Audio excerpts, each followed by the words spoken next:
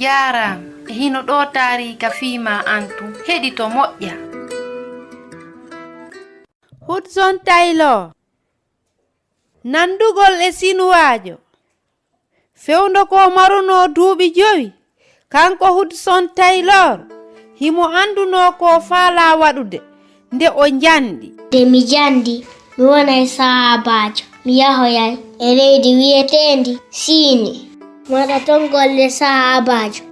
ɓay o heɓi duuɓi 21 o yahi e leydi Siini ndin o ekkiti haala maɓɓe kan o sifani ɗuuɗuɓe fii annabi Isa kono golle ɓurɗe moƴƴude ɗen ko hasi ko ɗen ɓuri sattude. Hey, kon ɗum waɗata ɗo iwan men ɗo. min waray jinnaaru koɗornu e ko wondi e mayru fof. Hina noon en naɓayɓe kalan ɗon. Suufaaɓe hunjuɓe bii sahaabaɓe ɓen e ɗeɗɗi Hudson haa daande mayde hari himo muuseede o fof kono haa jooni himo heddori moose. Wakkilo giɗo an ɗum okora en ko winden ka sunnal e jokkiti yaarude giggol sabu annabi Isa ko fii ko kanko ɓuri tampude fewndo ko maayi ka leggal altinirangal fii junubaaji men ɗimmo kala e men. Hudson miijiti himo ɓurta tun yiɗugol Isa joomiyon himo andi wonde ɗum okkorimo doole fewndo ko ɓe naɓaynomo ka cuuɗi ñaawirɗi ɗin. Lando on heriti yewtere maɓɓe nden. minen faala yewtude yimɓe ɓe cungsamuɓen fi annabi Isa dando o imo yiɗi yimɓe ɓen fof ɗum no windi ka kitabul muqaddasi min okki on nde deftere ɗo.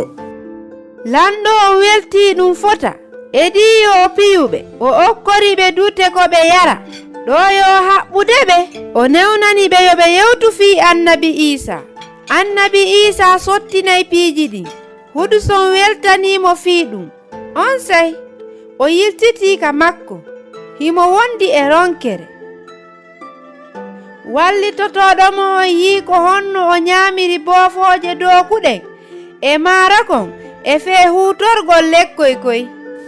Monsieur Taylor ko wano men ñaamita no wonɗa e ñaamirde e hiɗa haalirawa amen kono ko fii honɗum ala ɓornade coñci amen ɗi. Ko waɗi ko landal labangal non miɗo hani wadde ɗum. Si a waɗi ɗum yimɓe ɓen ɓurta e heɗadema. Aha fewno ko annabi Isa ari ka aduna o wonti neɗɗo wona mo kala e men miɗo faala nandugol e sinuwaɓe ɓen hara yiɗa faala wallitade lan e ɗum. Sabu giggol ngol o joganingol annabi Isa Hudson lontiniri coñci makko engeleji ɗin coñci sinuwaɓe ɓen coñci juutuɗi ɓaleeji labanaɗi mo. Joni noon hiɗa nandita e sinuwajo e nde suriire wonde e nde nokkure wi'etende Sungming Hudson Taylor no jannude kitabul muqaddasi on o ñawda nawnuɓe ɓen tunde wootere sattendeji ɗin fuɗɗi. Hara on nani ɗum Monsieur Taylor moƴƴo no hani iwde e suriire nden. Ñawdoɓe ɓen no nawlimo sabu himo hittini fi nawnuɓe ɓen e himo jogi lekki ɓurki lekki maɓɓe ki. Ɓe feni e hoore makko kalanɗo on.